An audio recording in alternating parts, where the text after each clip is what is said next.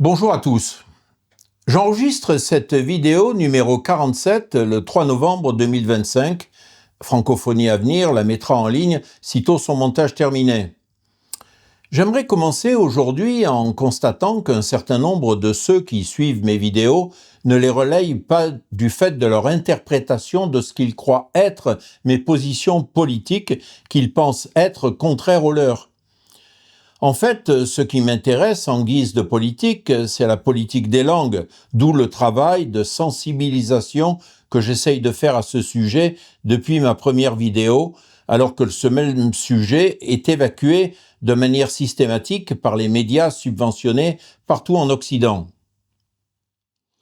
Lorsque je constate qu'un groupe plus ou moins dominant essaye d'éradiquer une langue au profit d'une autre, imposée de diverses manières, ma sympathie va naturellement aux opprimés plutôt qu'aux oppresseurs. Comme j'ai tenté de le démontrer dans l'ensemble de mes vidéos, les mécanismes utilisés sont fort variés, mais il n'y a actuellement qu'en Ukraine et dans les pays baltes que l'usage d'une langue prétendument minoritaire est purement et simplement interdit par la loi dans la sphère privée. Bien que le Québec a déclaré que sa seule langue officielle était le français, dans un pays officiellement bilingue, la police ne donne pas une contravention à un groupe de passants parlant anglais dans les rues de Montréal. Ce genre d'abus que l'on constate en Ukraine caractérise bien un pouvoir dictatorial et tyrannique. Il est difficile de le voir autrement. Mais plus généralement, d'autres mécanismes beaucoup plus pervers et insidieux sont à l'œuvre pour substituer une langue par une autre. Cette attaque sur les langues est typique des globalistes ou plutôt des mondialistes dont l'objectif déclaré est le mélange et l'homogénéisation des sociétés sous la houlette d'un gouvernement mondial. Les thuriféraires de ce système se trouvent presque exclusivement en Occident. Cette utopie est essentiellement eurocentrée, mais elle est née aux États-Unis, bien qu'elle soit maintenant décriée par l'administration Trump. Ces utopistes sont ceux qui veulent nous imposer une langue unique, mais d'une manière beaucoup plus subtile et indirecte, et parallèlement, ils se confondent avec ceux qui veulent aussi détruire les nations ou, au mieux, en faire des coquilles vides. Ce processus est déjà bien avancé en Europe, où la souveraineté des nations a déjà disparu. Je pense avoir amplement décrit les méthodes utilisées pour nous imposer la langue unique, avec la pensée unique, dans mes vidéos précédentes. Le problème que cela pose est que s'attaquer à la langue est aussi et principalement s'attaquer à l'identité des peuples. Cette identité est-elle si importante ? Certains affirment que non et que de toute manière, nous appartenons tous à l'espèce humaine. Pour eux, nationalité ou citoyenneté ne représentent plus grand-chose, à l'exception des différences culinaires héritées du passé. On aime toujours le champagne et les fromages français, la vodka russe et les sushis japonais.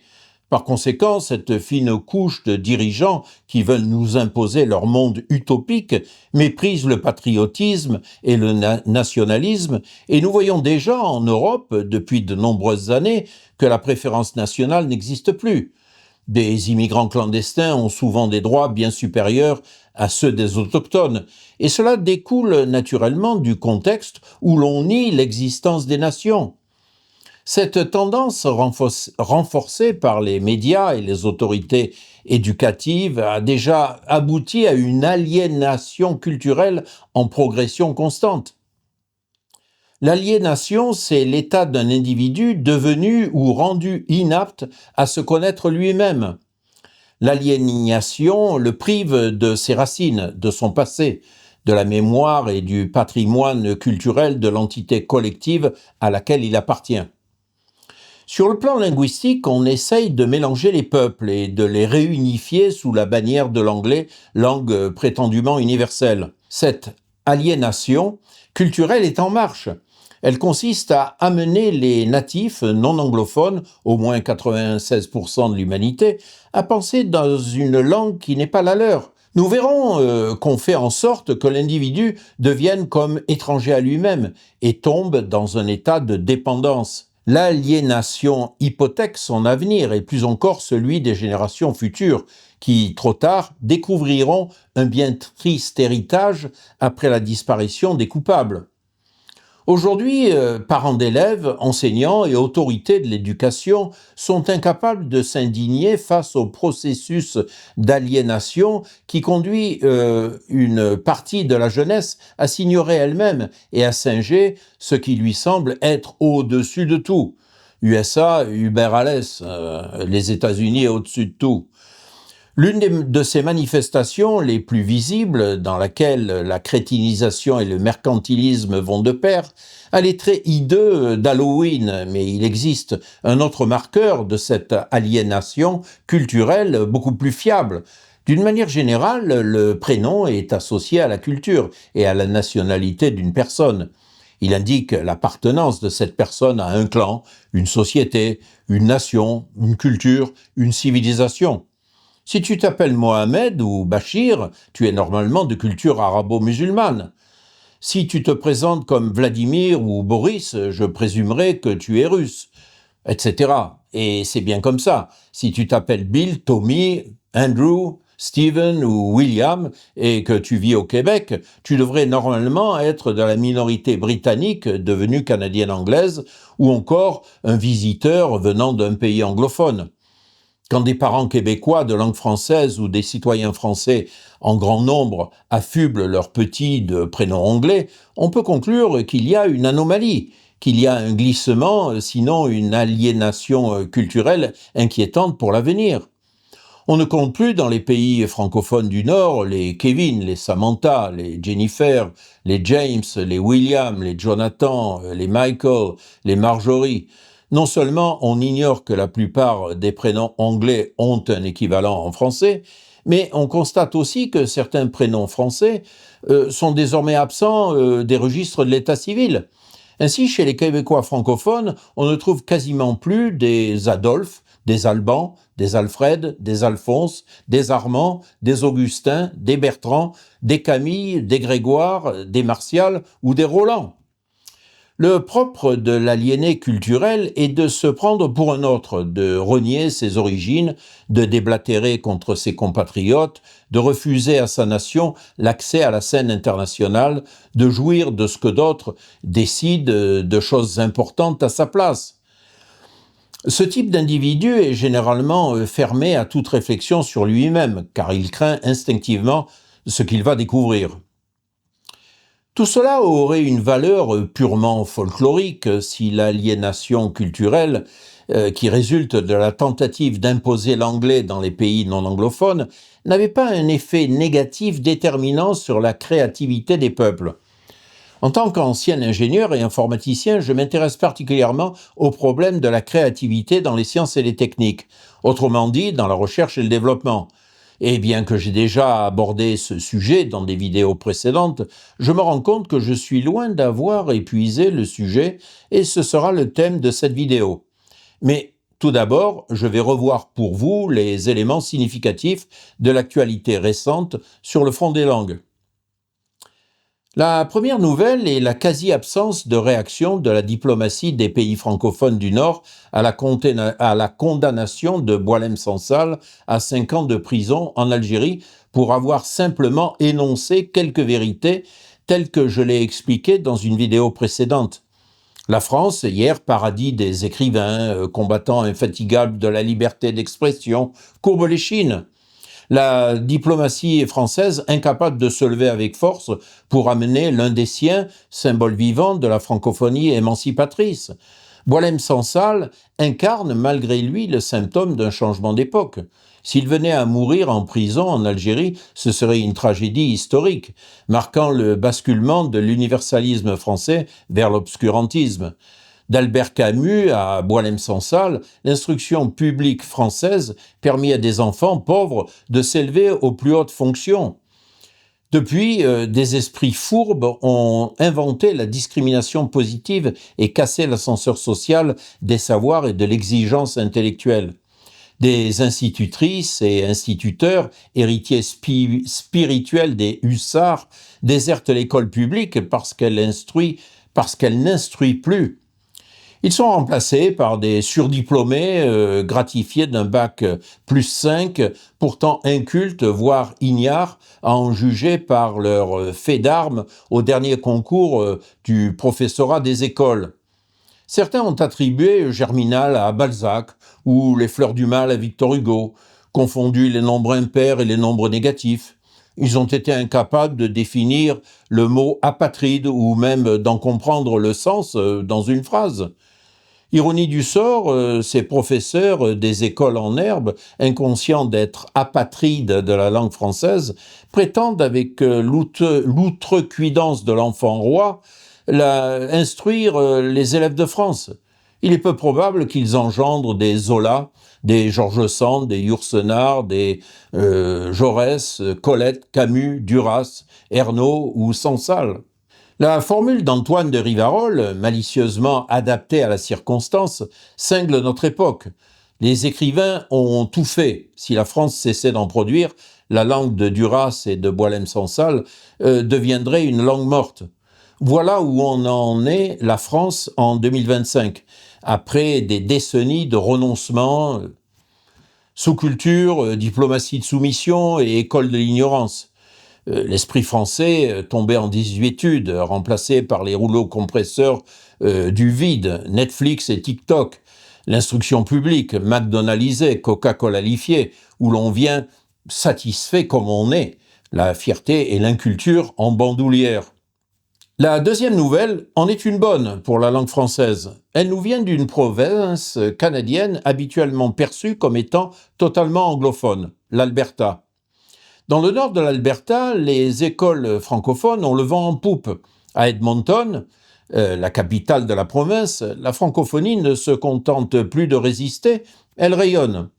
Le Conseil scolaire Centre-Nord, CSCN, organisme public chargé de l'instruction en français dans le nord et le centre de l'Alberta, multiplie les projets audacieux. Actuellement, le CSCN compte 21 établissements scolaires francophones, catholiques ou publics. L'organisme, actuellement présidé par Robert Lessard, a célébré ses 30 ans d'histoire en 2024. L'aventure des 30 dernières années a débuté avec seulement 5 écoles et 971 élèves en 1994. En 2024-2025, le CSCN a franchi le cap des 4436 élèves dans l'ensemble de ces 21 écoles. De la prématernelle à la 12e année, ces établissements répondent à une demande grandissante. Avec ces 9 écoles, la ville d'Edmonton offre aux élèves francophones un cadre d'apprentissage idyllique. La demande explose et l'offre suit. Pourquoi miser sur de nouveaux campus à Edmonton-Ouest ? La réponse tient en un mot, la demande.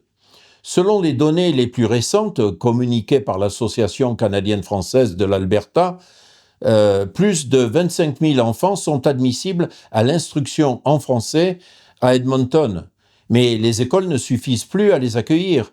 En 2016, certains établissements de la province avaient déjà atteint leur capacité maximale. Ce fut le cas de l'école secondaire publique Gabriel Roy, qui a été scindée, induisant l'entrée en fonction d'un nouvel établissement. Dans son plan d'immobilisation 2024-2027, le CSCN propose notamment la création de nouveaux campus francophones dans l'ouest de la ville d'Edmonton, un secteur jusqu'ici sous-desservi. Le projet est ambitieux. 9 projets de construction d'établissements à Edmonton figurent dans le plan d'immobilisation 2026-2029 du CSCN. La troisième nouvelle a de quoi surprendre. Lorsqu'il est en Allemagne, Macron a pour habitude de parler anglais. Le 3 octobre 2025, nous avons été surpris de l'entendre parler français durant l'intégralité de son discours lors de la cérémonie de remise du titre de docteur honoris causa au président de la République française par la faculté des sciences humaines de l'université de Sarre. Il a même salué le caractère précurseur de la Sarre qui a choisi de jouer l'atout de la francophonie, prenant de vitesse la relation bilatérale franco-allemande avec l'intégration de la Sarre comme membre fondateur et observateur de l'OIF, de l'Organisation internationale de la francophonie, en 2024. Il a remercié toutes les personnes présentes et toutes les institutions actives en faveur de la francophonie, ainsi que les représentants du lycée franco-allemand et du club des affaires Sarre-Lorraine. Sans vouloir imposer une douche froide à mon auditoire, je tiens quand même à préciser les chiffres en ce qui concerne l'Europe. 1 538 832 élèves étudiaient le français au lycée général dans l'Union européenne en 2022, selon les données d'Eurostat.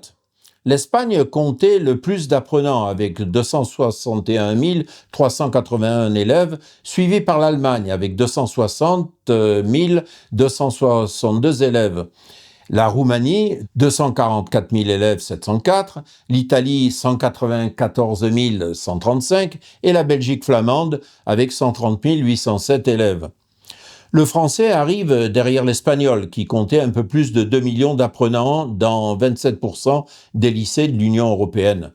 L'anglais demeure indétrônable avec plus de 90% des lycées de filière générale offrant l'étude de cette langue.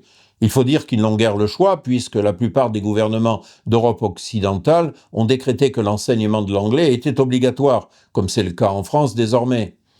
C'est l'occasion de rappeler le recul de l'influence française en Europe depuis la signature du traité de Rome, qui est inversement proportionnel à la promotion de l'anglais comme seconde langue en Europe continentale. Avec l'effondrement de la connaissance du français en Europe, on assiste à une perte d'influence conceptuelle.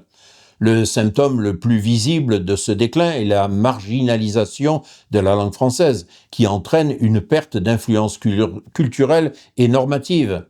De l'hégémonie francophone au globish, que j'appelle l'espéranglais, si le français dominait sans partage jusqu'aux années 1980 au sein de l'Union européenne, les élargissements successifs, en particulier à l'Est, où l'anglais était déjà la première langue étrangère par le travail souterrain des anglo-saxons et de leurs affidés à la Commission européenne.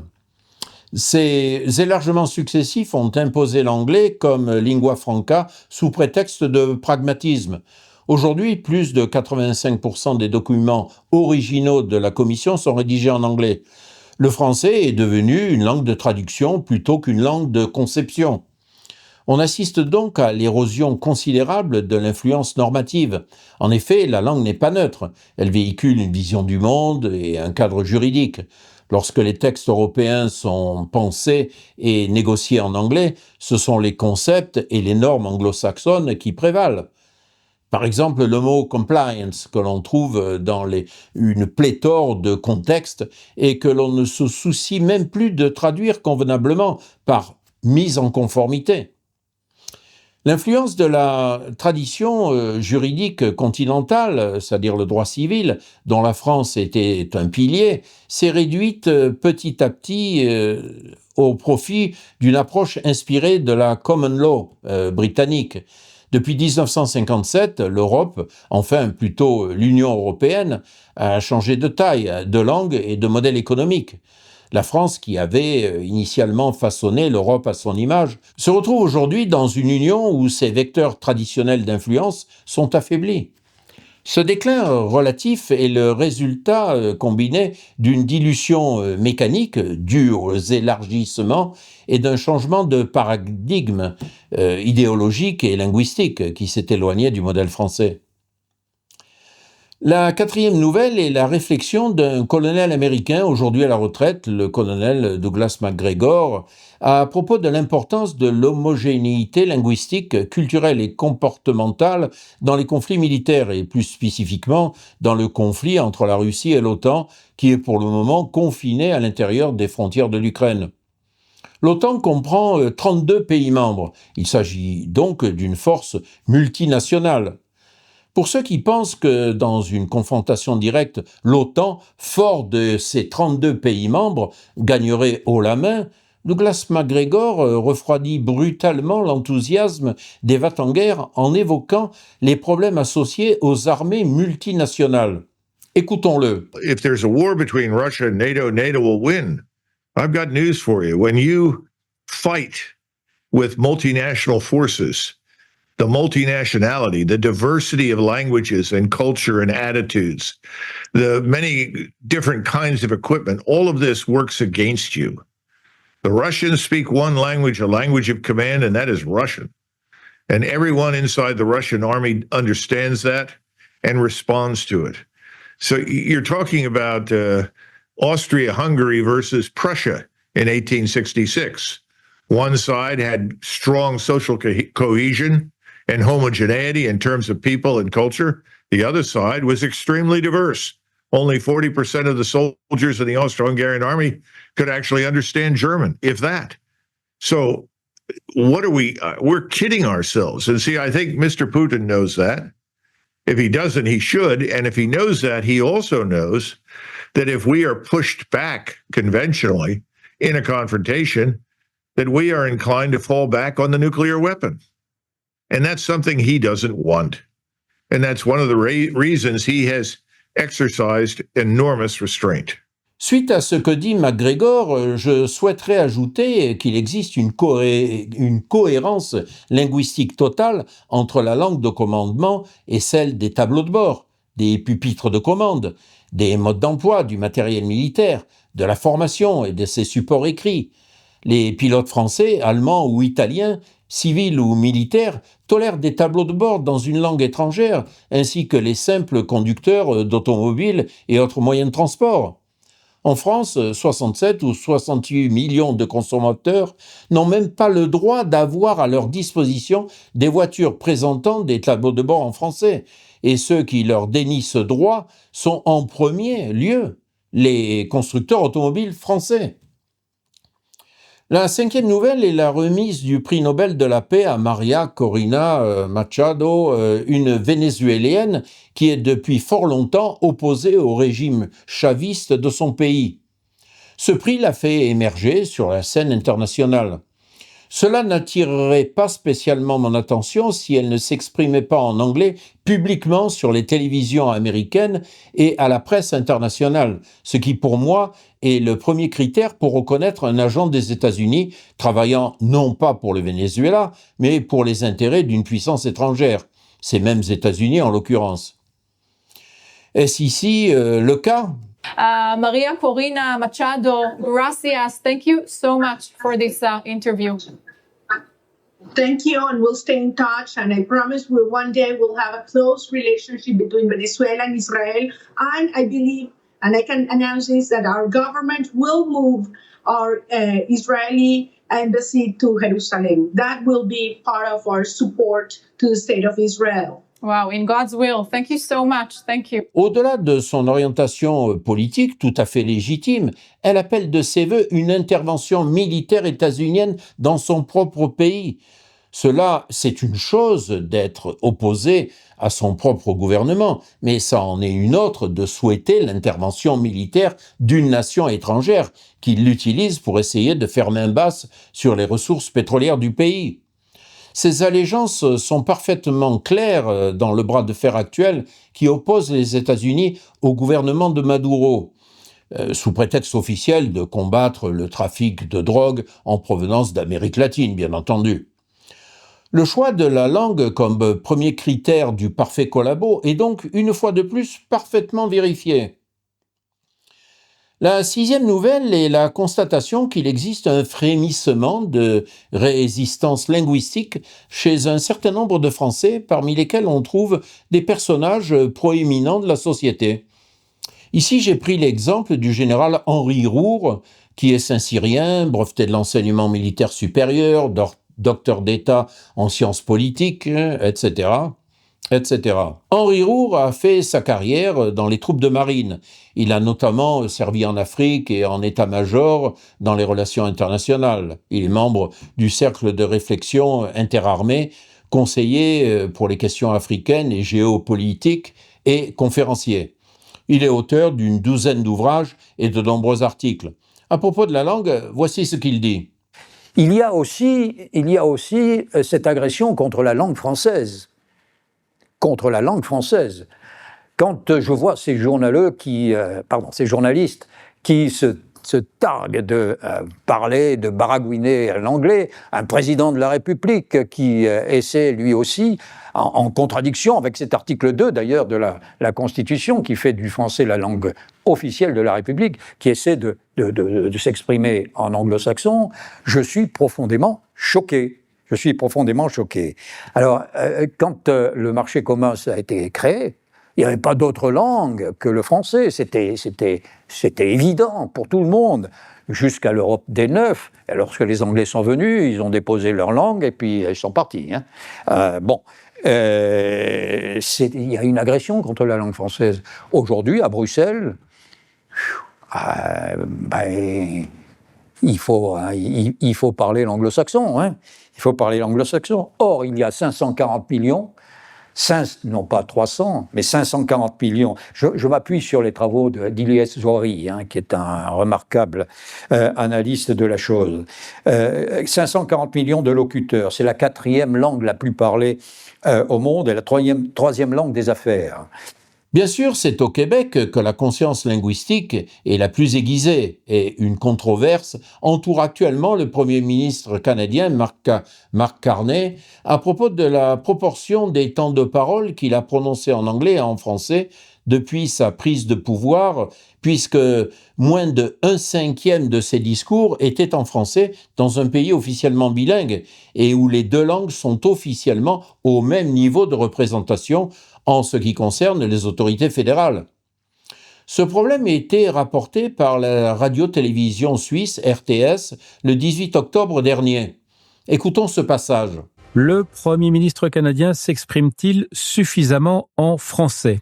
À Ottawa, en tout cas, l'opposition conservatrice demande au Comité des langues officielles d'examiner l'usage du français dans les discours publics de Mark Carney. Nadi. Oui, à la suite d'une compilation exhaustive de Radio-Canada qui révèle que seulement 17% du contenu des allocutions du Premier ministre depuis le lendemain de son élection, le 29 avril dernier, à la veille de la reprise des travaux en Chambre le 14 septembre, était en français. Pour l'ensemble de ses discours, Mark Carney a parlé 402 minutes en anglais contre 83 minutes dans la langue de Molière. Et donc les conservateurs estiment que c'est insuffisant. Voilà, dans une lettre destinée au président du Comité des langues officielles aux communes, le député conservateur Joël Godin affirme s'inquiéter de l'état du bilinguisme au pays à la lumière des données colligées par Radio-Canada. Selon lui, le fait que Mark Carney parle moins d'1/5 du temps en français dans ses discours fragilise la confiance des francophones et affaiblit la cohésion nationale, en plus de créer un précédent dangereux. Joël Godin juge que le Premier ministre devrait tendre vers un usage équitable des deux langues. Soyons réalistes, soyons indulgents. Entre 17 et 50, la marge est très grande. Il se doit de se rapprocher du 50, mais en bas de 25%, c'est inacceptable. Cependant, malgré les excuses du Premier ministre, qui s'est quand même justifié en disant que la cause de ce déséquilibre résidait dans le fait qu'il avait dû s'adresser essentiellement à des auditoires étrangers à l'extérieur du pays, le déséquilibre des ressources allouées aux communautés francophones et anglophones est plus qu'évident. Il suffit pour s'en convaincre de considérer l'exemple du financement des universités, mais ce déséquilibre se reproduit dans la quasi-totalité des autres postes de l'économie du pays. Le débat ne se cristallise donc pas uniquement sur la langue, mais la langue en est le marqueur incontestable. On trouve dans la presse québécoise de nombreux articles rédigés par des indépendantistes, et j'en fais ici défiler quelques-uns que vous pourrez lire en détail en faisant des arrêts sur image, pour autant que vous visionnez la vidéo en haute définition. Pour donner une idée de l'ambiance qui règne au sein des indépendantistes, j'ai inclus ici une vidéo du Parti québécois qui inclut des fragments de discours de son chef, Paul Saint-Pierre Plamondon, et qui fut produite peu après sa victoire à la tête du parti en octobre 2020. Chers amis, ce soir, les membres ont tranché. Ce sera le changement, le renouveau et l'esprit d'aventure qui animera le Parti québécois au cours des prochaines années. On s'est dit oui, et ça nous rappelle à quel point c'est le fun de se dire oui. Notre oui, c'est une façon de dire on repart la machine. Moi, je vous dis, je prêterai pas serment au roi. Je crois au Québec libre et démocratique. Nous avons démontré qu'il est possible pour un parti indépendantiste de s'assumer et de susciter de l'adhésion en parlant sans détour de la cause qui nous anime. L'histoire, par définition, ne s'écrit jamais d'avance. Le Parti québécois, c'est le parti de tous les Québécois. Que vous soyez à gauche, à droite, au centre, que vous soyez né au Québec ou ailleurs dans le monde. Si vous êtes au Québec et vous vous sentez québécois, bienvenue chez vous. Le Parti québécois, c'est votre parti. La seule forme de prudence convenable pour notre peuple, c'est de se donner un pays normal nommé Québec. Notre destin nous appelle.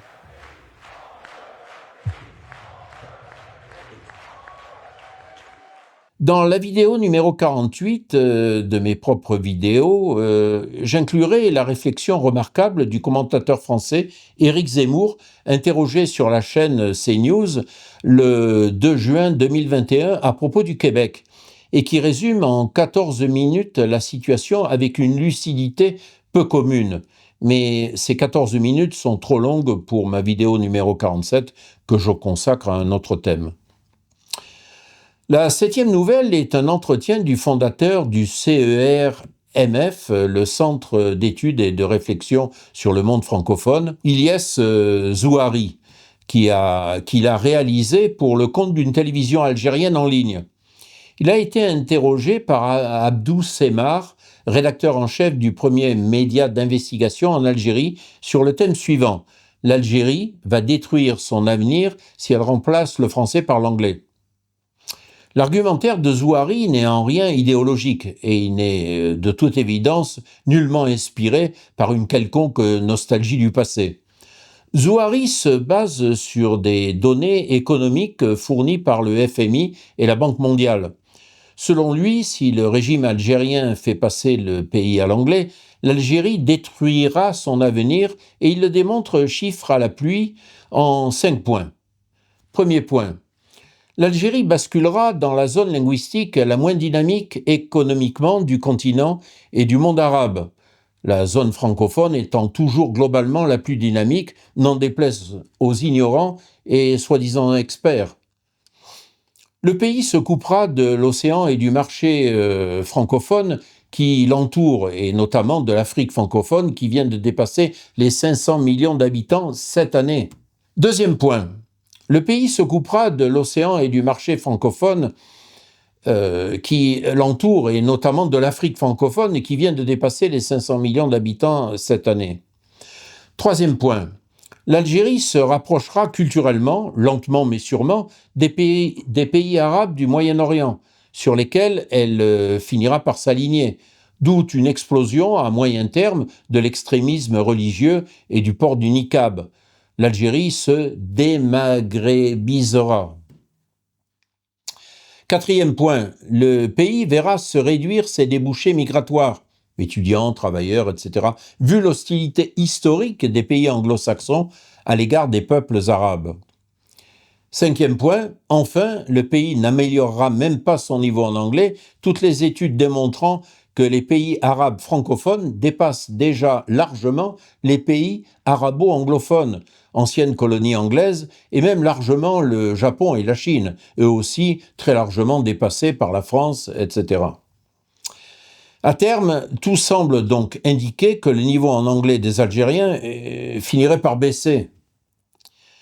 Voici le premier passage dans lequel il explique son approche et sa méthode. Donc, alors le CERMF, le Centre d'études et de réflexion sur le monde francophone, c'est une structure que j'ai créée il y a quelques années qui vise à faire des travaux de recherche sur l'espace francophone, à produire des statistiques notamment qui manquent cruellement dans ce domaine-là, afin de faire connaître, de faire la promotion de cet espace francophone, et notamment dans les pays du Nord, qui connaissent assez peu de choses en définitive de cet espace. Et c'est notamment l'occasion de revenir sur beaucoup d'idées reçues, de remettre les points sur les i et les pendules à l'heure dans beaucoup de domaines. Voilà. Et donc, en m'intéressant à l'espace francophone, ça m'a permis notamment de m'intéresser à la situation du français en Algérie. Et effectivement, c'est un c'est un point qui est très important, pas seulement pour la France, comme on pourrait le penser. On pourrait dire effectivement que c'est important que que l'Algérie reste francophone parce que c'est bon pour les intérêts de la France, etc. C'est vrai que la France, c'est intéressant pour elle que l'Algérie soit francophone, mais pas que. C'est important pour tous les autres pays du monde francophone, de la grande famille francophone. C'est un terme d'ailleurs auquel je tiens. Je parle bien de famille francophone. On peut très bien avoir des fois des gens ici et là qui essayent malheureusement de nous diviser, de monter les uns contre les autres, mais on est, qu'on le veuille ou non, une grande famille francophone. Et donc, il est important pour les Français, mais aussi pour les Québécois, pour les Sénégalais, pour les Malgaches, pour les Congolais, pour d'autres francophones à travers le monde, que l'Algérie continue à faire partie de cette famille francophone. Mais ce qu'il faut savoir, et je reviens un peu à ce que vous disiez en introduction, c'est que c'est aussi très important, et encore plus, pour l'Algérie elle-même, de rester dans la famille francophone, parce qu'il y va de ses intérêts supérieurs. C'est une question, c'est très important pour la poursuite de son développement économique et social. Voilà. Je vous propose de lire un extrait d'une contribution que vous avez écrite sur l'Algérie récemment. Elle est intéressante, comme ça on va entrer dans les détails de votre argumentaire. C'était, je me souviens, vous l'avez fait parvenir à la presse en tant que journaliste, parmi tant d'autres journalistes, je l'ai reçu et je l'avais même étudié, je crois que je l'avais même publié. Cette contribution, elle s'intitule PIB malgré une population 4 fois inférieure, l'Algérie devrait dépasser le Nigeria en 2024 en termes de développement économique. Elle date du 3 septembre 2024. Donc vous parlez du potentiel et des performances de l'Algérie et comment l'Algérie pourrait supplanter le Nigeria, ce qui était le cas parce que l'Algérie est devenue le 3e PIB de l'Afrique à la place du Nigeria. Et dans un passage, alors là un passage fort intéressant, vous expliquez que le décollage économique de l'Algérie est menacé par un éventuel passage à l'anglais. Vous dites, je vous cite, au moment où l'Algérie commence enfin à décoller économiquement et donc à rattraper son retard par rapport à ses voisins francophones du Maghreb, certaines voix s'élèvent pour demander un remplacement du français par l'anglais en tant que première langue étrangère du pays. Or, je vous cite, un éventuel passage à l'anglais pourrait freiner le développement économique du pays et nuire considérablement à ses intérêts supérieurs, en le faisant basculer dans la zone linguistique globalement la moins dynamique économiquement du continent et en le coupant de la vaste et voisine Afrique francophone. Alors, Monsieur Elias, comment? Alors, on nous a toujours dit que l'anglais, c'est la langue du libéralisme, c'est la langue de la croissance économique. Et quand on voit les pays les plus développés du monde, c'est anglophone. La langue du business, c'est l'anglais. Alors, en quoi? Parce que les dirigeants algériens ont lancé effectivement un programme qui s'est accentué depuis l'époque d'arrivée au pouvoir d'Abdelmadjid Tebboune. On essaie d'étudier la médecine en anglais, des factures en anglais. On essaie de bannir et d'éliminer le français de l'administration française, de l'administration algérienne et tout cela. Et vous nous dites que c'est une erreur fondamentale. C'est une grave erreur et vous êtes en train de commettre maintenant la deuxième plus grave erreur de votre histoire depuis votre indépendance. C'est après celle de 1962, lorsque le régime algérien avait jeté l'Algérie dans les bras de l'URSS. Vous avez décidé de couper les ponts économiques avec la France, avec le modèle, en tout cas, de développement économique suivi par la France et par les pays voisins du Maghreb. Vous êtes jeté dans les bras de l'URSS. Donc, cette philosophie socialo-communiste et ses nombreuses implications dans la vie économique et sociale, ce qui fait qu'aujourd'hui, vous avez accumulé un retard considérable sur les deux voisins francophones du Maghreb. Vous vous êtes vous-même empêché. Un retard économique ou un retard social? Économique. Parce que les indicateurs de développement humain, ils vous disent que l'Algérie va mieux que le Maroc. L'Algérie, c'est à peu près au même niveau que la Tunisie et un peu mieux que le Maroc. Mais ça, on sait très bien que ça vient en grande partie de la production énorme d'hydrocarbures en Algérie. Vous enlevez les hydrocarbures, qu'est-ce qui reste? Et là, c'est là que vous voyez qu'il y a des dizaines d'années de retard sur la Tunisie et le Maroc, qui ont réussi à rattraper l'Algérie, même sans pétrole, pratiquement sans gaz et tout, à rattraper l'Algérie en termes de richesse globale. Et maintenant, petit à petit, elle a dépassé. Donc, c'est... Est-ce qu'on peut avoir un exemple concret pour bien comprendre? On va y revenir, si vous voulez, après. Juste se termine sur ça, parce qu'on va développer les questions économiques, c'est très, très important. Mais en tout cas, je disais que vous avez commis une énorme erreur à l'indépendance en suivant une voie totalement différente des deux voisins. Et ça, vous avez détruit en réalité l'Algérie pendant les dizaines d'années qui ont suivi. Et aujourd'hui, alors que vous commencez enfin à comprendre que vous vous êtes trompé depuis après l'indépendance, que vous avez suivi la mauvaise voie, que vous commencez enfin à comprendre qu'il faut libéraliser l'économie, libéraliser les énergies, etc. Et ben là, qu'est-ce que vous faites? Vous vous apprêtez à commettre une nouvelle énorme erreur en passant petit à petit, comme vous le faites, à l'anglais.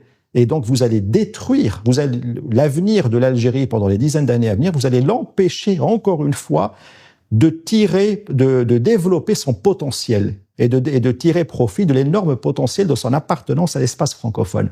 Et donc, en fait, ce qu'il y aura à la fin, c'est pas un progrès. L'anglais n'apportera rien à l'Algérie. Wello, comme vous dites là-bas. Donc, ça vous apportera au contraire une régression économique et sociale, parce que vous allez, pour finir, vous aligner sur le niveau de dynamisme économique, le niveau de développement économique et social des pays arabes anglophones ou des pays africains anglophones. Et toutes les études, et on va aborder ces questions un par point, démontrent très très bien la supériorité des pays arabes francophones par rapport aux pays arabes anglophones ou des pays africains francophones par rapport aux anglophones. Quelles sont les preuves que vous avancez? Parce que nous, quand on lit la littérature politique, économique classique, on nous dit toujours, non, les pays anglophones sont plus stables politiquement. Non, c'est le contraire. Se développent plus économiquement, etc. Est-ce que ce que vous nous dites, vous avez des chiffres et des preuves qui démontrent le contraire? C'est totalement faux. Si on veut voir ces choses-là, d'abord, il faut arrêter de se comparer avec l'Australie et la Nouvelle-Zélande. Ouais. Certains, quand on vous parle des colonies, vous disant les anciennes colonies françaises, anglaises sont mieux développées, ils vous citent l'exemple de la Nouvelle-Zélande ou bien peut-être du Canada anglophone. C'est ridicule. On compare pas des pays arabes, africains avec la Nouvelle-Zélande ou l'Australie, qui sont pas vraiment des colonies. La Nouvelle-Zélande ou le Canada ou les États-Unis, c'est un transfert de population européenne. C'est les Anglais qui sont partis là-bas, avec d'autres Européens, avec le même niveau déjà au départ, le même niveau de développement économique, la même mentalité, etc. Donc on peut pas comparer ce qui est pas comparable. Donc il faut se comparer par rapport aux pays arabes anglophones. D'ailleurs, la plupart des pays arabes sont anglophones, c'était des colonies anglaises, ou par rapport aux pays africains francophones. Et là, justement, tout démontre la supériorité. Et là, je vais montrer pourquoi on parle de supériorité économique, développement, etc., dynamisme. 5 points importants qu'on va aborder, qui vont bien montrer, comme vous me connaissez, dans tous les articles que j'écris, j'aime pas le blabla. Hein. Vous savez, si les gens qui vont vous parler, qui vont défendre le français pour vous dire, ah, le français, la langue des droits de l'homme, l'humaniste, tout ça, ce blabla, laissons-le à ceux qui n'ont rien à dire. On va dire des choses concrètes et scientifiques. 5 points qui vont vous montrer pourquoi est-ce que l'Algérie ne gagnera rien à l'anglais et donc elle va reculer alors que les autres voisins vont continuer à monter. Premièrement, en basculant à l'anglais, vous allez basculer dans la zone linguistique la moins dynamique économiquement d'Afrique, de l'espace, notamment en Afrique, dans tout le continent africain. On va y revenir. C'est clair, la différence est colossale en réalité. Les pays africains francophones ont de meilleures forces économiques, sont beaucoup plus dynamiques. On va y revenir. Vous allez être surpris parce que tout ce que vous voyez sur YouTube et compagnie, et malheureusement aussi chez beaucoup de milieux universitaires, il y a beaucoup d'universitaires, de professeurs universitaires qui ne connaissent rien aux statistiques que je vais indiquer. C'est triste, mais c'est vrai, malheureusement. Il faut aussi il faudra qu'ils se renseignent un peu plus. Et donc deuxièmement, on a dit premièrement, on va basculer dans la zone linguistique la moins dynamique. Deuxièmement, ce qui va se passer, c'est que vous allez vous couper de l'océan francophone qui est autour de vous, c'est-à-dire des pays francophones du Nord, la France, les grandes puissances avec des capacités économiques et financières très importantes qui sont à côté, et puis de la vaste Afrique francophone qui est autour de l'Algérie. Et dans la population totale, vient de dépasser les 500 millions d'habitants cette année. Il y a 500 millions de francophones avec l'Algérie autour de vous depuis cette année. Donc vous allez vous empêcher d'exploiter le potentiel de cette francophonie qui est autour de vous, que vous n'avez d'ailleurs jamais exploité depuis votre indépendance. Après, vous dites que le français ne vous apporte rien. C'est que tout simplement, vous n'avez jamais exploité ça. Mais là, vous allez vous empêcher encore une nouvelle fois de l'exploiter. Troisièmement, vous allez, en passant à l'anglais, petit à petit, lentement mais sûrement, vous rapprocher des pays du Golfe, du Moyen-Orient, de leur culture, de leur interprétation de l'islam. Donc petit à petit, vous allez glisser vers les codes culturels, vers l'islam du Moyen-Orient. Ce qui signifie que petit à petit, dans quelques années, dans 15 ans, dans 20 ans, même moins peut-être, vous allez avoir une explosion de l'intégrisme, du fanatisme, du niqab. Je ne parle pas du voile. Le voile, à la limite, c'est pas un problème. Mais le niqab, je parle. Vous allez avoir une explosion. Et aucun pays ne peut se développer avec la moitié des femmes qui portent le niqab. Aucun. Et qui n'a rien à voir avec l'islam. D'ailleurs, il faut arrêter de dire n'importe quoi à ce sujet-là. Quatrièmement, vous allez vous fermer, vous réduire vos débouchés migratoires. Pourquoi ? Parce qu'en devenant anglophone, si vous imaginez que les pays anglophones, anglo-saxons, l'Angleterre, les États-Unis, le Canada anglo-saxons vont vous accueillir les Algériens, en vous disant bienvenue dans notre nouvelle famille, vous vous trompez complètement. Les pays anglophones n'aiment pas l'immigration arabe. Ils n'aiment pas les populations arabes, qu'elles viennent s'installer chez eux. Je vais vous donner des chiffres qui vont vous surprendre, qui vont vraiment vous étonner pour voir la différence. Et enfin, cinquièmement, en parlant de l'anglais justement, si vous pensez qu'en basculant vers l'anglais, vous allez devenir de meilleurs anglophones, mais vous trompez complètement. Parce qu'aujourd'hui, toutes les études démontrent chaque année que ce sont les pays arabes francophones qui ont le meilleur niveau d'anglais dans tous les pays arabes, plus que les anciennes colonies britanniques. Et donc, en fait, vous n'allez pas améliorer votre anglais, vous allez même le régresser peut-être à terme ou pas progresser. On va y revenir. On va attaquer point par point, Élise. Dans la deuxième section, il compare, sur la base des chiffres uniquement, l'Afrique anglophone à l'Afrique francophone et invalide la propagande, essentiellement anglo-saxonne, comme quoi celle-ci afficherait un retard par rapport à l'Afrique anglophone. En parlant du dynamisme, la différence qu'il y a entre l'Afrique francophone et l'Afrique anglophone, franchement, il n'y a pas photo. Tous les exemples que vous avez cités là des pays anglophones, c'est pur mensonge. On n'a aucun qui est dynamique. Je vais y revenir un par un, encore une fois. Je ne suis pas quelqu'un qui dit du blabla. On connaît pour ça. Voilà. Déjà, au niveau des taux globaux de la croissance économique en Afrique subsaharienne, il y a 22 pays francophones d'Afrique subsaharienne. Je ne compte pas le Rwanda, bien évidemment. Voilà. Vous avez une écrasante supériorité francophone.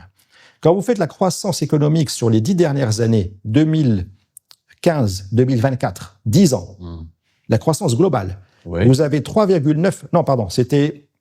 Je rectifie. 2014-2023. Parce que 2024, j'ai pas encore fait les statistiques. Mais 2014-2023, et c'est toujours pareil de toute façon. 10 ans, 2014-2023, 3,9% du côté de l'Afrique subsaharienne francophone, contre 2% seulement côté anglophone.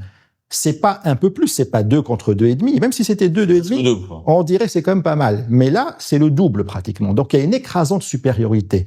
7 ou 8 des 10 pays africains les plus dynamiques sur cette décennie, c'était des pays francophones. Vous parlez de l'Afrique du Sud. L'Afrique du Sud, c'est un pays dynamique, là? Pas du tout. Là, c'est pas parce qu'on le pays le plus industrialisé. Souvent, les gens qui ne comprennent rien à l'économie nous parlent du PIB total. Il faut voir le PIB par habitant, pas le PIB total, parce que le PIB total, ça dépend en bonne partie de la population. Un exemple très simple pour que les gens comprennent.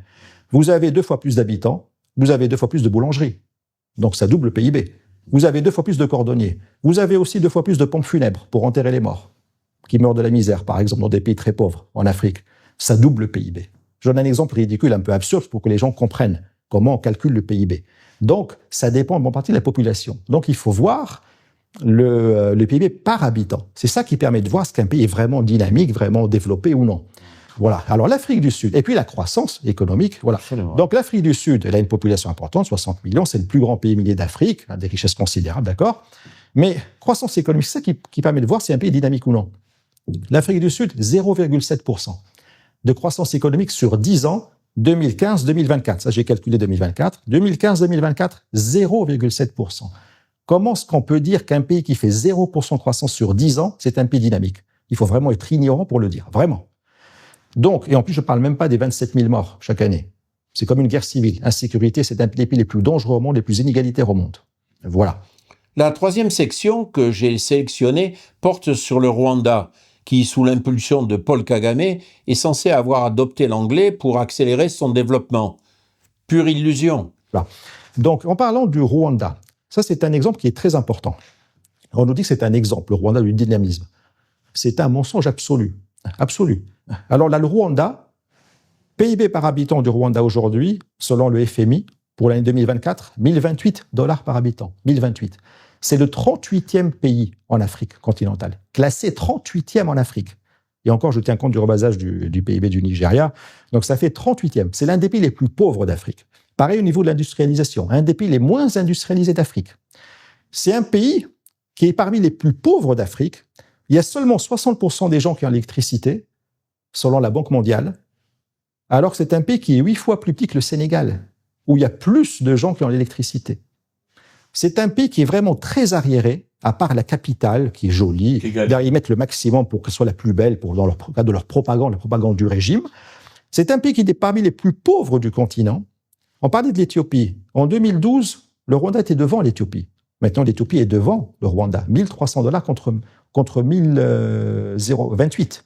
Alors qu'il y a 100 millions d'habitants en plus en Éthiopie. Et beaucoup moins au Rwanda. C'est que 13 millions.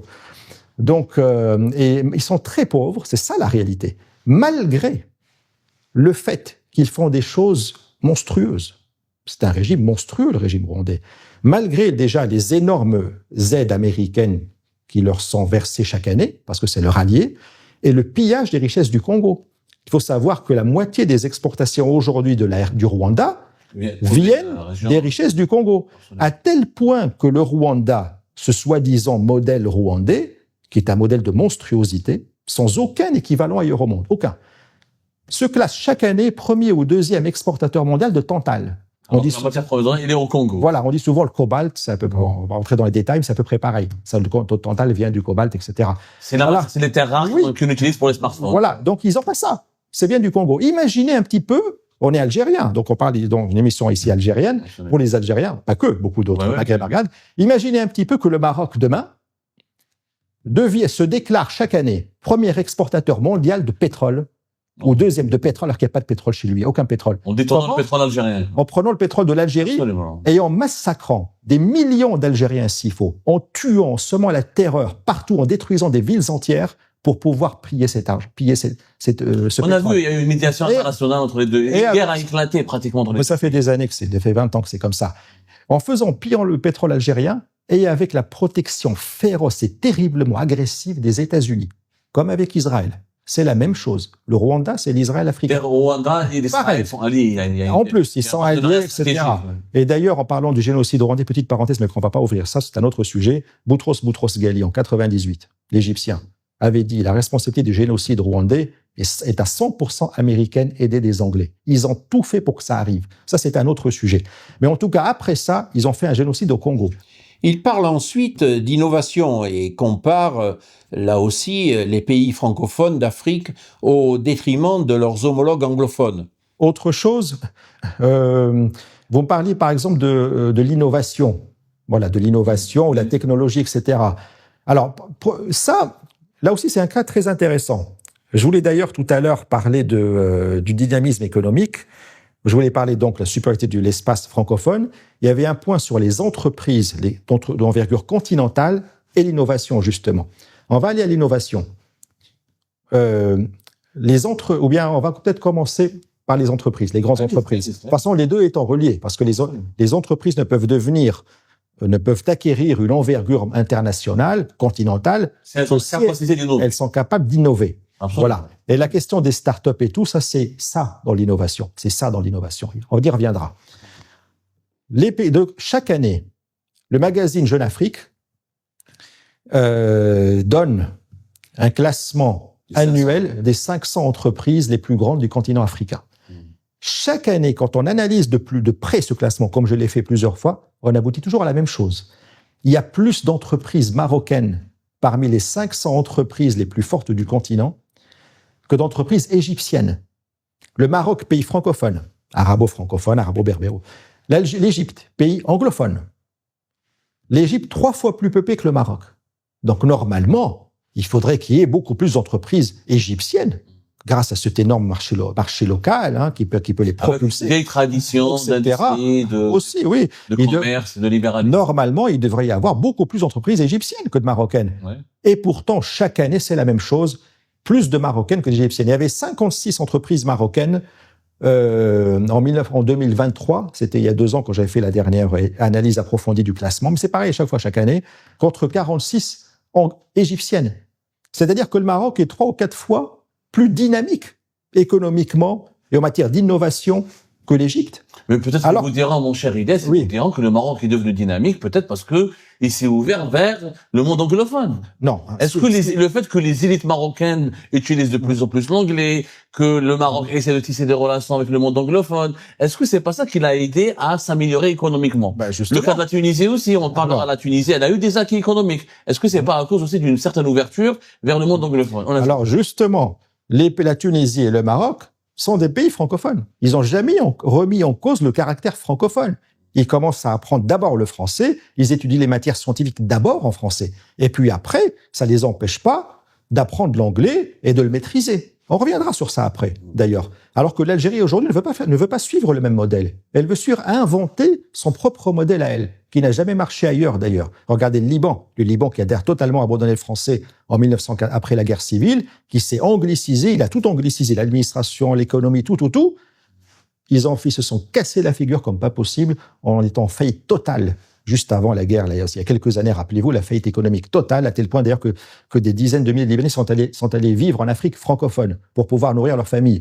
Bon, alors, en ce qui concerne donc je disais, le classement des entreprises, donc être francophone, ça n'empêche pas d'apprendre l'anglais, mais pour le Maroc, ce qui a permis ce dynamisme, c'est sa proximité. Bon, c'est déjà toutes les réformes, tout le cadre attractif qu'ils ont mis en place pour les investissements, pour favoriser la création d'entreprises. Ça, on y reviendra après. C'est le climat des affaires. Ça, c'est très important. Voilà. Et puis, c'est aussi parce que le Maroc s'est appuyé sur l'immense espace francophone. L'immense espace francophone qui est considérable. Notamment en Afrique de l'Ouest. Les plus proches de lui, linguistiquement. Donc, le Maroc, en fait, comme la Tunisie, depuis l'indépendance, ils ont tout fait pour créer un environnement des affaires favorable, à tel point que le Maroc et la Tunisie sont toujours classés parmi les pays arabes et africains les plus attractifs, les mieux classés en matière de climat des affaires, c'est-à-dire le cadre réglementaire, le cadre fiscal, le cadre administratif, la bureaucratie, la formation, les infrastructures, etc., tout ça, toujours parmi les meilleurs, alors que l'Algérie a toujours été classée parmi les derniers. Enfin, il évoque le climat des affaires et l'environnement francophone au sud de l'Algérie qui est totalement inutilisé par les autorités algériennes alors qu'il pourrait bien sûr contribuer au développement du pays. Il y a un sujet tabou qui est d'ordre politique, pas économique. Est-ce que vous ne pensez pas que la francophonie de la langue française en pâtit ou souffre des conséquences des crises politiques entre les pays africains ou maghrébins avec la France? Là, par exemple, on le voit bien, les dirigeants algériens ont commencé à procéder à une remise en cause assez violente et brutale dans la langue française dès que la crise avec la France s'aggrave. Quand les relations sont bonnes, est-ce que le fait qu'on a des problèmes avec l'État français ou les autorités françaises, est-ce que ça n'impacte pas le développement de la langue française? Ça, on va y revenir, parce que plutôt vers la fin, parce qu'il faut d'abord que je termine avec les 4 points qui montrent pourquoi le français pourquoi l'Algérie a beaucoup plus à gagner avec le français qu'avec l'anglais qui ne lui fera rien gagner et qui provoquerait une régression. Ça, c'est une question qui relève de la capacité de réflexion rationnelle des dirigeants. La Tunisie et le Maroc ont toujours, malgré les crises, il y a eu des crises très graves, très très graves dans le passé, entre la Tunisie et la France. Entre le Maroc et la France, il n'y a pas longtemps. Très grave. Très grave. Macron, personnellement, était très en colère contre le roi Mohamed. Et Mohamed VI aussi était très en colère contre la France. Il avait très tendu. Mais malgré ça, ça les a jamais empêchés de garder la tête froide et de réfléchir rationnellement à ce qui est bon pour le pays et pas bon pour le pays. Voilà. Et à donc toujours avoir la conclusion que c'est avec le français qu'ils pourront accélérer leur développement et pas avec l'anglais qui n'apportera rien, comme il n'a jamais apporté rien nulle part ailleurs, d'ailleurs, comme je l'ai démontré. Alors maintenant, on va terminer. On disait nulle part ailleurs, c'est pas sûr, on en parlera. Non, mais c'est un peu différent. Non. Comme on disait, on peut pas comparer avec la Nouvelle-Zélande ou avec l'Asie. Au Japon, par exemple, ce sont des cultures totalement différentes. Il faut se comparer avec ce qui est comparable. Les pays arabes avec les pays arabes anglophones. Les pays africains avec les pays africains francophones. Pas se comparer avec le Japon, avec la Thaïlande, avec l'Asie, avec le Singapour. Le Vietnam, même le Vietnam, ils avaient beaucoup de retard. Là, ils commencent à décoller, mais ils ont aussi, il faut pas oublier qu'ils ont 1 milliard d'habitants chinois juste à côté. Bon, il y a beaucoup de choses facteurs qui expliquent tout ça. Absolument. Voilà, mais c'est pas la même mentalité. Un Japonais, par exemple, si vous lui demandez de faire un travail et qu'il n'arrive pas à le faire correctement, il a tellement honte de lui qu'il a envie de se suicider, pratiquement. C'est le pays du harakiri. Vous connaissez? Voilà. Donc, c'est une mentalité différente. En Afrique du Nord. Le Japon était très développé déjà avant de perdre la Deuxième Guerre mondiale. Voilà, il était déjà une grande puissance. Je parle de la Malaisie, l'Indonésie. La Malaisie, l'Indonésie, déjà, ils sont pas comme le Japon, pas comme la Corée, ils sont très très loin. Ouais, la Corée du Sud. Ils sont très loin de la Corée du Sud, qui elle a une mentalité plutôt japonaise, très proche. Mais c'est vrai qu'ils sont pas mal développés, mais là, c'est un contexte totalement différent. Ça, c'est un autre monde. Ça n'a rien à voir. Il faut se comparer avec ce qui est comparable, avec les pays arabophones. C'est qu'on va pas comparer les pays, le Maghreb avec l'Amérique latine. Ce serait ridicule. Il faut se comparer avec les pays arabes anglophones ou avec les pays africains francophones. Voilà. Et donc, on revenait tout à l'heure sur le dynamisme, etc. Il y avait le potentiel de ce que peut offrir la France en matière d'investissement que l'Algérie n'a jamais exploité, jamais. Et après, vous dites que le français ne rapporte rien. Bien sûr, vous n'avez rien fait pour les dirigeants algériens, ils disent que les Français n'ont jamais voulu investir en Algérie. Ils ont toujours préféré le Maroc au détriment de l'Algérie. L'Algérie est 157e pays au classement de Doing Business. Qui veut investir là-bas? Personne. Même les Algériens ne veulent pas. Donc voilà. Donc autre chose, l'Afrique francophone a joué un rôle majeur dans le décollage du Maroc aussi. Le Maroc est très présent en Afrique. Le Maroc a un réseau bancaire, un réseau d'agences bancaires qui est 2 fois plus important que les agences bancaires françaises. Le Maroc est le 2e investisseur africain sur le continent africain après l'Afrique du Sud. Le Maroc, il y a 3 fois plus de dessertes avec Royal Air Maroc, avec Royal Air Algérie pour l'Afrique subsaharienne. Le Maroc est en train de gagner des milliards chaque année avec ce gigantesque marché qui est en pleine effervescence, en grand dynamisme économique et démographique, et l'Algérie est absente. Quoi qu'il en soit, je vous invite à visionner la totalité de cet entretien à l'adresse suivante qui s'affiche à l'écran. Je voudrais maintenant passer au sujet principal qui concerne le lien entre langue et créativité au-delà de toute autre considération culturelle. J'ai déjà abordé ce sujet à de multiples reprises dans mes vidéos précédentes, mais j'ai de nouveaux éléments à ajouter et la démonstration est encore incomplète. La première idée que je souhaite contester, c'est qu'il existerait un langage scientifique. C'est une idée fort ancienne, entretenue d'abord par les scientifiques eux-mêmes, sous des formes diverses. Cependant, ce qui est spécifique à une discipline particulière, telle que la chimie ou les mathématiques, c'est un vocabulaire, une terminologie. Alors oui, évidemment, il existe des termes qui définissent des lexiques particuliers pour les mathématiques, la physique, la chimie, et sans lesquels ces sciences ne pourraient bien entendu pas fonctionner. Ainsi, la naissance de la chimie moderne est-elle absolument contemporaine et intégralement dépendante de la fabrication ex nihilo d'une nomenclature rationnelle. Dans leur méthode de nomenclature chimique, Lavoisier et ses collaborateurs renversent complètement les vieilles terminologies de type alchimique et définissent un nouveau cadre d'expression. Il ne s'agit là non pas d'un nouveau langage, mais simplement d'un nouveau lexique, des substantifs et des adjectifs essentiellement. Il ne s'agit donc nullement d'un langage spécifique, mais d'un usage régional particulier de la langue, comme toute profession spécialisée ou artisanale en a besoin. Pas de différence ici entre le physicien et le marin, ou le mathématicien et le boulanger. Il est tout à fait remarquable que la révolution scientifique du début du XVIIe siècle, la coupure galiléenne, ce moment où s'inaugure la science telle que nous la connaissons aujourd'hui, coïncide précisément avec l'affaiblissement du latin et le début de sa disparition comme langue de culture commune. Les grands fondateurs de la science moderne, au début du XVIIe siècle, écrivent très largement dans leur langue nationale et le revendiquent. Ce fait est bien connu dans le cas de Galilée, qui a écrit certes quelques textes en latin, mais dont les grandes œuvres sont écrites en italien, ce qui joue un rôle majeur dans sa pratique délibérée de partage de son savoir, dans sa reconnaissance culturelle et sa réception par des milieux plus larges que celui des érudits détenteurs du latin. Et cette posture n'est pas unique.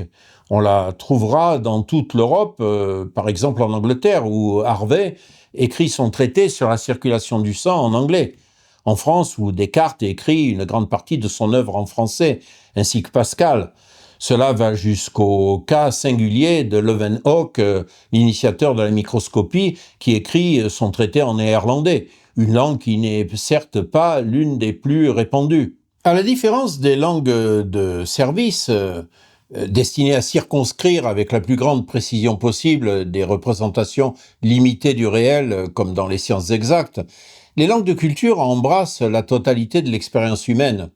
Universelles, elles disposent chacune des ressources sémantiques nécessaires au développement de nouvelles formes de savoir.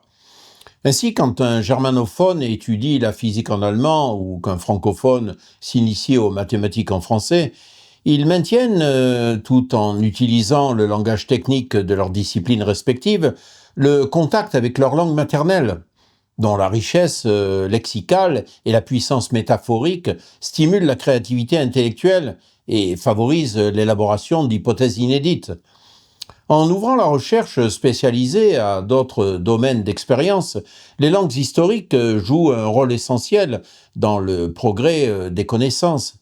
Or, l'anglicisation des formations universitaires en cours en ce moment dans toute l'Europe conduit à assécher cette créativité. On enseignera dans une langue de service, c'est-à-dire en anglais international, des sciences coupées des langues et des cultures qui leur ont donné naissance, en consignant des états figés du savoir, des résultats simplifiés, des recettes à appliquer, qui pourront certes demeurer opérationnelles au niveau technique, mais qui perdront fatalement leur puissance créative. À l'heure où les universités européennes sont en train de basculer vers l'enseignement en anglais, il convient de s'interroger sur l'héritage que nous allons laisser aux jeunes générations et de dénoncer les impasses dans lesquelles nous risquons de les enfermer. La culture scientifique de notre temps, passant le plus souvent à travers une seule langue, les autres perdent leur pouvoir de création. Elles ne participent plus à la culture scientifique contemporaine.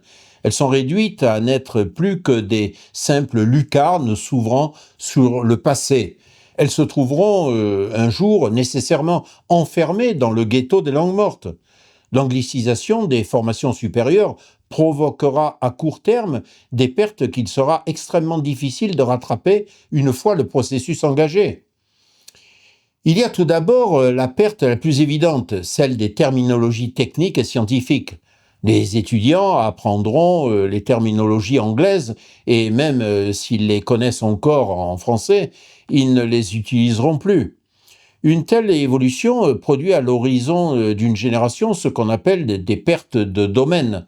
Les spécialistes des disciplines anglicisées ne seront plus capables de communiquer entre eux dans leur langue maternelle, qui aura de fait perdu ses domaines. C'est déjà le cas dans de nombreux pays, et notamment la Suède, qui a entamé son processus d'anglicisation il y a plus de 50 ans, et où l'inquiétude s'installe.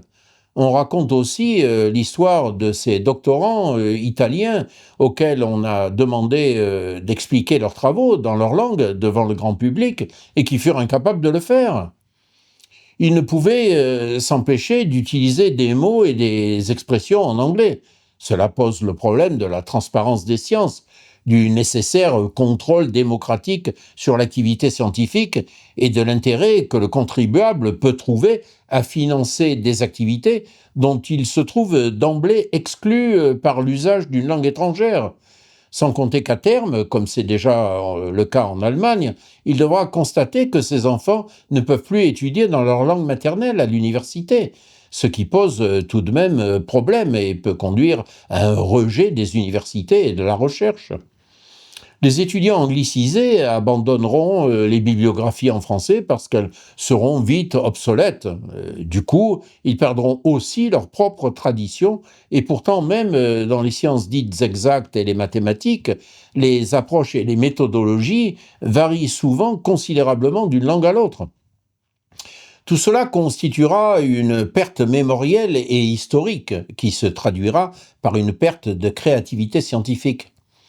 Les sciences sont un discours normé et contraint sur le réel, profondément ancré dans la langue ordinaire et la culture des peuples d'où elles sont issues. Il est possible d'acquérir des connaissances dans une langue étrangère simplifiée, telle que la variété d'anglais utilisée pour la communication internationale. Il est même possible de les utiliser professionnellement. Mais il sera difficile d'en créer de nouvelles car elles seront coupées de la puissance métaphorique de la langue ordinaire et de ses nombreuses passerelles sémantiques et étymologiques.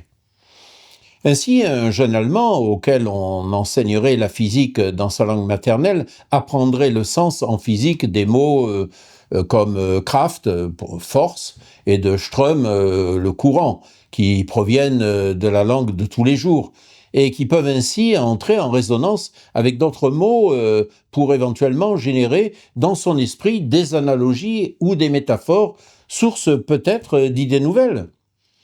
Si on lui enseigne ces entités en anglais, c'est-à-dire force et current, il pourra les utiliser dans le domaine de la physique, certes, mais ils seront coupés de la puissance métaphorique de sa langue maternelle.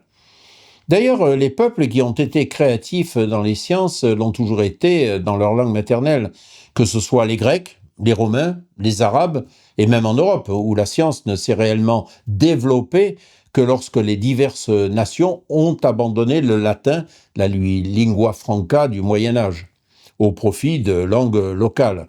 En France, cela s'est fait en 1539 à partir de l'ordonnance de Villers-Cotterêts qui instaura le français comme langue de l'administration et de la justice.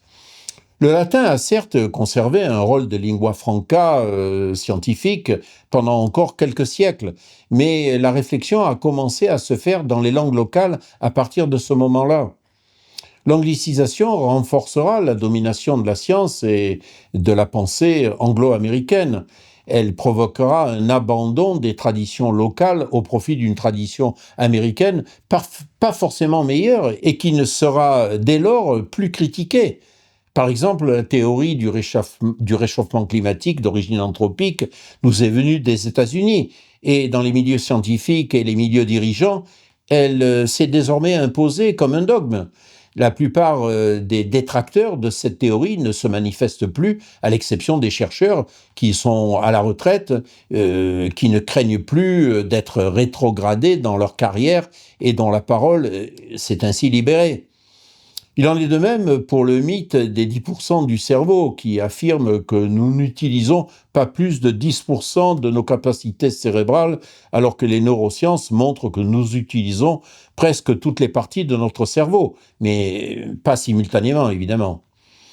Le déterminisme génétique qui stipule que nos gènes déterminent entièrement notre destinée se trouve dans la même catégorie, ainsi que la théorie du Big Bang ou du grand boom. L'anglicisation, en l'occurrence, n'a pas favorisé la circulation des idées. La conséquence est que des idées fausses se retrouvent dominantes dans le monde et tout particulièrement dans les pays où la recherche est très anglicisée. Or, toute science doit être critiquée sous peine de sombrer dans la scolastique, c'est-à-dire la fusion de la pensée scientifique grecque avec la théologie. En lieu et place d'une grande variété de points de vue issus des traditions locales, nous aurons une immense scolastique mondiale. On le perçoit déjà dans nombre de publications qui abandonnent le réel pour des fictions académiques. J'utilise le mot scolastique dans le sens péjoratif de science académique formelle et verbeuse et non dans son sens médiéval de programme d'enseignement de la philosophie et de la théologie dont les travaux sont toujours pertinents aujourd'hui, bien sûr. Il faut préciser que l'apparition de la scolastique n'est pas liée à l'usage de l'anglais. Elle peut émerger n'importe où, dans n'importe quelle langue, car elle est le fruit du corporatisme et du conformisme des universitaires, lesquels sont universels. Cependant, la scolastique se développe plus facilement dans une langue étrangère prestigieuse, coupée de la langue ordinaire, donc moins accessible et moins critiquable. Jusqu'ici, lorsqu'une tradition était entièrement stérilisée, elle pouvait être amendée par le recours à une autre tradition. Cela ne sera plus possible quand il n'y en aura plus qu'une seule. L'anglicisation amènera l'uniformité et la stérilité. L'anglicisation aura bien d'autres effets.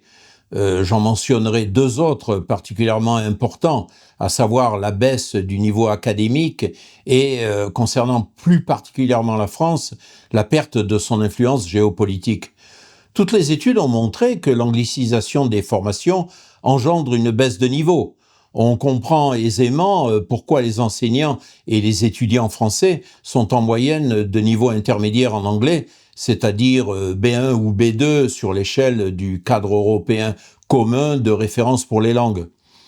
Aux difficultés d'enseignement des uns s'ajouteront les difficultés d'apprentissage des autres, et on pourra légitimement s'interroger sur la valeur d'un enseignement dans un niveau de langue aussi bas. En tous les cas, cela aura pour résultat la disparition d'une partie importante de la production intellectuelle spécifique de notre pays. Dès lors, pour quelles raisons les étrangers apprendraient-ils notre langue ? Une des motivations de cet apprentissage est très certainement le rayonnement de notre culture et son corollaire, c'est-à-dire les études en France. Comme je l'ai signalé dans des vidéos précédentes, la France perdra alors une grande partie des 300 000 étudiants étrangers qui étudient dans notre pays en français, sans être sûr d'attirer un nombre équivalent d'anglophones qui réfléchissent à 2 fois avant de choisir une pâle copie du modèle américain qui cumulera les défauts des 2 systèmes. Et si le nombre de locuteurs étrangers du français baisse, la position géopolitique de la France sera de plus en plus affaiblie et à terme ramenée au niveau de celui de pays comme le Danemark ou la Lituanie, dont la langue et la culture, pour belles et intéressantes qu'elles soient, sont peu connues en dehors de leurs frontières et ne leur procurent aucun rayonnement ni aucune influence sur la marche du monde. L'Allemagne est un pays comparable à la France par la taille et l'importance économique et culturelle. Le processus d'anglicisation s'y est enclenché une vingtaine d'années avant qu'il ne commence en France, et l'expérience allemande est riche d'enseignements. La perte mémorielle y est déjà bien engagée, et la question du contrôle démocratique sur les activités universitaires commence à inquiéter les citoyens. Les étudiants étrangers germanistes constatent qu'ils ne peuvent plus étudier dans leur langue de prédilection en Allemagne. Et il est clair qu'ils ne transmettront pas leur amour de la langue de Goethe à leurs enfants. D'où sans doute la fin prévisible de l'enseignement de l'allemand à l'étranger, ce qui est déjà largement le cas aux États-Unis par exemple. De surcroît, les étudiants internationaux non germanistes ayant étudié en Allemagne en anglais ne peuvent que difficilement s'intégrer au marché du travail de ce pays en raison de leurs compétences limitées en allemand. Or, l'Allemagne, victime d'une forte baisse de sa natalité, en a cruellement besoin. Il s'ajoute à cela un autre phénomène qui ne lasse pas d'inquiéter nombre de responsables, la baisse de la maîtrise de l'écrit en allemand. On comprend aisément pourquoi les travaux universitaires se font dorénavant en anglais, de surcroît bien souvent dans un mauvais anglais, et les jeunes Allemands perdent l'habitude d'écrire dans leur langue. Ils perdent ainsi sur les 2 tableaux. Par ailleurs, les universités allemandes sont en train d'angliciser leurs administrations afin de mieux accueillir les très nombreux professeurs itinérants recrutés pour leurs compétences en anglais, au détriment de scientifiques locaux plus forts en recherche mais maîtrisant moins bien cette langue. Les universitaires favorables à l'anglicisation ne sont généralement pas conscients des conséquences que je viens d'évoquer, et ils sont dans l'ensemble sincères et croient œuvrer pour le bien. Autrement dit, ils pensent qu'un abandon de leur langue au profit d'une autre constitue un facteur de développement personnel, professionnel et sociétal. Mais pourquoi pensent-ils cela ? Comment expliquer que des chercheurs de renom et des universitaires de bonne réputation ne voient pas les effets de ces choix ? Il y a assurément de puissantes raisons objectives pour l'usage de l'anglais dans la recherche, une lingua franca étant certainement fort utile pour la communauté scientifique en ce qu'elle faciliterait grandement la communication, la diffusion des résultats et la recherche documentaire, mais les développements tout à fait remarquables en traduction et compréhension automatique invalident cette opinion. Également, en publiant en anglais, le chercheur pouvait espérer toucher un lectorat plus grand que dans toute autre langue et ainsi augmenter son facteur d'impact, un critère important pour sa notoriété et sa carrière. Mais là encore, la nécessité objective ne le justifie plus. Mais à partir de ce constat objectif, il se produit un saut vers le tout anglais difficile à comprendre. Pourquoi le recours à l'anglais doit-il entraîner un abandon de sa propre langue ? Certes, on peut publier en anglais, mais pourquoi seulement en anglais ? Pourquoi n'y a-t-il pas plus de journaux scientifiques dans d'autres langues que l'anglais ? En Occident, surtout dans les sciences dites exactes. De surcroît, dans des pays anglicisés comme l'Allemagne, la communication interne au sein des laboratoires se fait bien souvent en anglais, même si tous les chercheurs parlent la langue locale. Pourquoi ? C'est là qu'entrent en jeu des facteurs qui n'ont plus rien d'objectif et de factuel, mais qui sont plutôt d'ordre sociologique et anthropologique. On observe d'ailleurs aussi un usage croissant de l'anglais par les Allemands dans la conversation professionnelle et même quotidienne. Certains auteurs pensent que cet usage massif de l'anglais dans les universités qui a préparé la population. Les universitaires sont des êtres humains comme les autres et ils sont soumis, comme tout le monde, à des déterminismes inconscients. Nous croyons volontiers être les auteurs libres et responsables de nos conceptions sur la vie et la société. Mais le fait est que nous ne sommes pas toujours au fait de leurs tenants et aboutissants. Par exemple, nous pensons volontiers que le doctorat est un travail de recherche qui aboutit à un diplôme universitaire. Et c'est le cas. Mais on ne le comprend pas vraiment tant qu'on ne l'envisage pas comme un rite de passage, analogue à tous les autres rites de passage dans toutes les cultures. L'anglicisation est donc bien un phénomène anthropologique. Si c'est le cas, alors il devrait posséder un caractère général et on devrait le rencontrer ailleurs qu'à l'université et dans la recherche. On peut donc aussi identifier d'autres épisodes historiques d'abandon de langue maternelle. Cela complète ce que j'ai déjà dit au sujet de la recherche et de l'innovation dans mes vidéos précédentes, et l'introduction de l'intelligence artificielle en Occident ne changera pas grand-chose à la tendance au ralentissement occidental général que l'on observe par rapport à l'essor scientifique prodigieux de l'Asie. Si vous avez apprécié cette vidéo, rediffusez-la sans modération, signalez-la aux organisations souverainistes, abonnez-vous à la chaîne, apposez un pouce bleu à la vidéo, partagez-la sur les réseaux sociaux et pensez à faire un don à Francophonie Avenir dont le but est de redonner à la francophonie internationale la place qu'elle doit reconquérir. Bonne fin de journée à tous.